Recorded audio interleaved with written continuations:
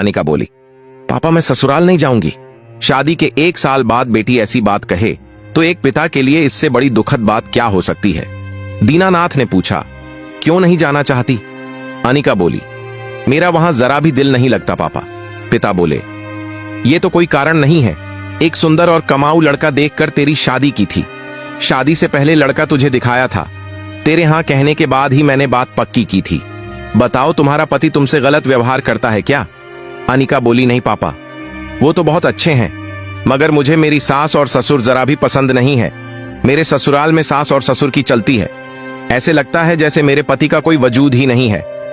वो अपने mummy papa के सामने छू भी नहीं बोल पाते। दीनानाथ ने पूछा, तुम्हारी सास ने तुम्हें कुछ कहा क्या? अनिका मुंह बनाते हुए बोली, ये मत पूछो पापा कि कुछ कहा क्या, ये पूछो क्या नहीं कहती।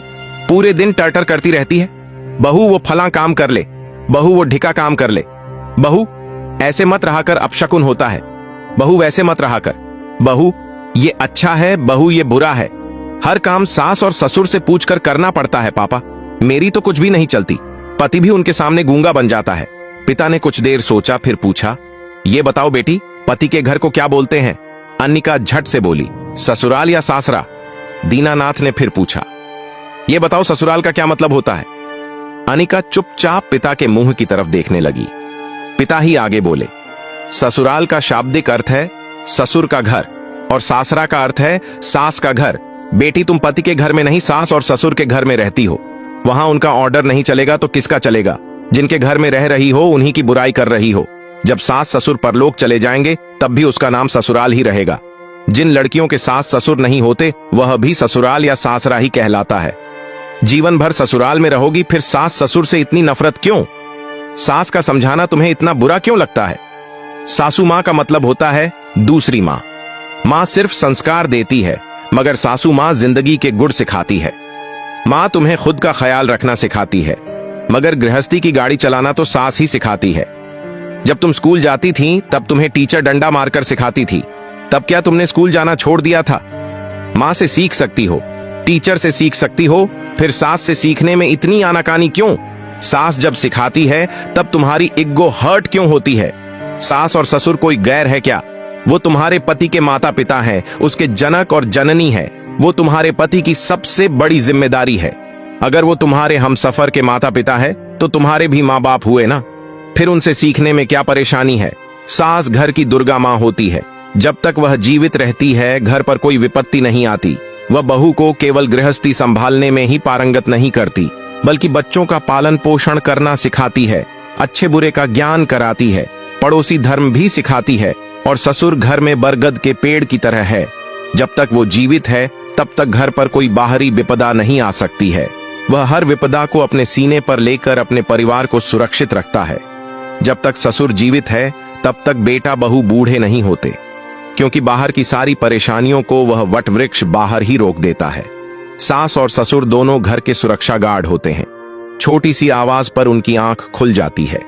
फिर वह आवाज विपदा की हो या घर के किसी सदस्य के तकलीफ की हो, वे तुरंत उस समस्या का समाधान करते हैं।